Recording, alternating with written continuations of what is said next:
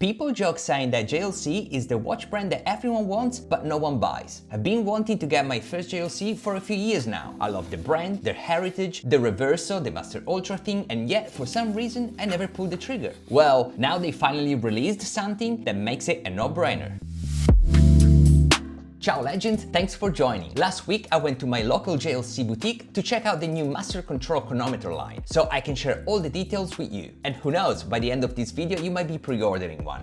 They had 4 pieces on display: the date in stainless steel and pink gold, the date power reserve in steel, and the Perpetual calendar in pink gold. The steel Perpetual calendar is available as a reference but wasn't part of the showcase. One thing worth flagging before we get into the specs is that these are prototypes. A couple of details will differ in the final production pieces and I will flag them as we go. Starting with the date in stainless steel, 38mm case and 8.4mm thick, automatic in-house Calibre 899, 4Hz, 70-hour power reserve. Blue-grey sunray dial, Dolphin hands, dart-shaped indices, date at 3 o'clock. New 3-row polished and brushed integrated bracelet with a double folding clasp, priced at $14,200. Then we have the same reference but in pink gold, identical movement and dimensions. The dial shifts to a bronze gradient and it's listed as a boutique exclusive on their website. The price for this is $52,500, and in person the two feel like different watches despite sharing the same design. The date power reserve, 39mm case, 8.9mm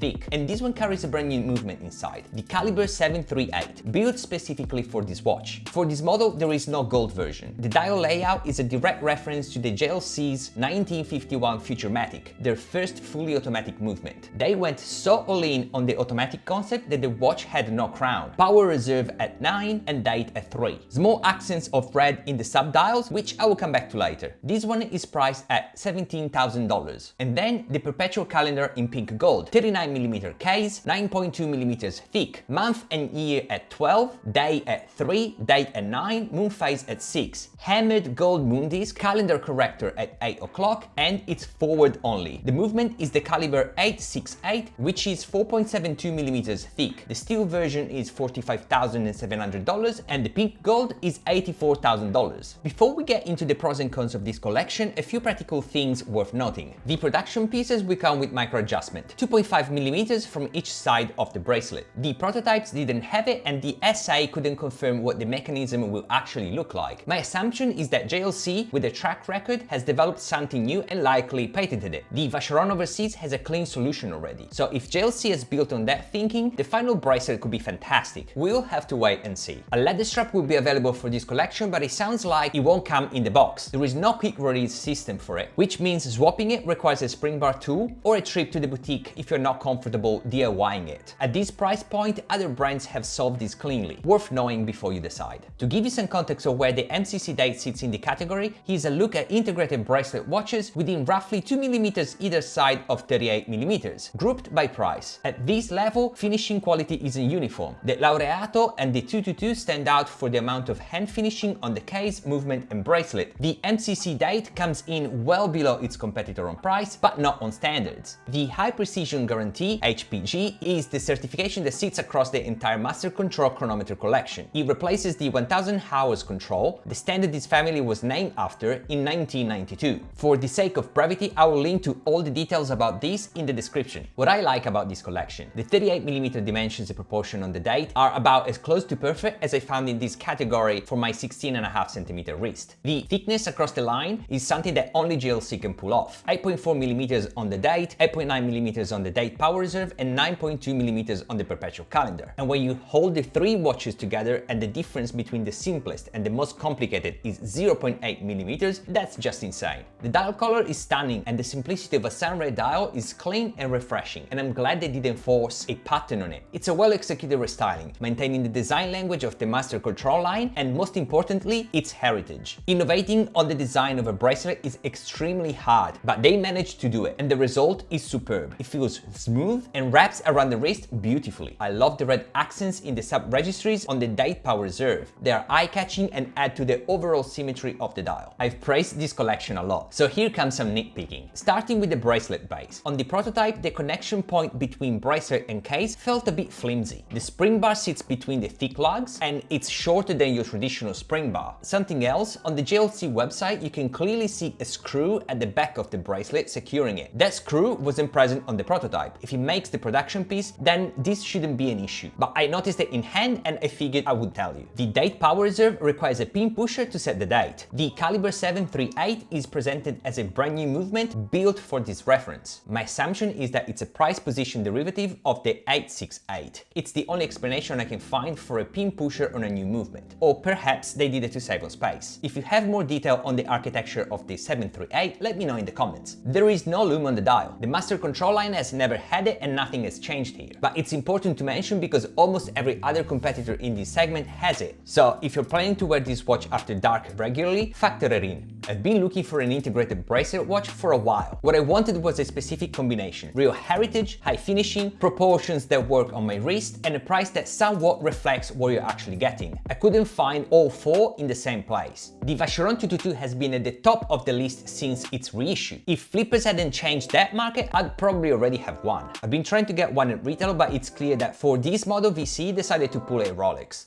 I don't see that changing anytime soon, so I moved on. The Royal Oak was the other obvious answer, but after my experience at the AP House in Milan, which I covered in a separate video, I took it off the table as I'm just not going down that road right now. Alongside those watches, I've considered all the ones I showed you before and more, but nothing quite did it for my liking. This collection changes that and puts all four things in the same place for me. So it looks like I might be getting my first JLC after all. The question now is, which reference? The date in steel is the clean, rational choice. The proportions are right, everything aligns, the price is justifiable, and on paper it should be an obvious choice. But every time I try to settle on it, the date power reserve pulls me back. A brand new movement, a dial layout I find more and more interesting every time I look at it, and still only at launch. I keep going back and forth. If you were in this position, which one would you pick and why? Let me know in the comments and I will keep you posted on what's to come. Like and subscribe if you're new here. Thanks for watching and I will catch you in the next one. Cheers!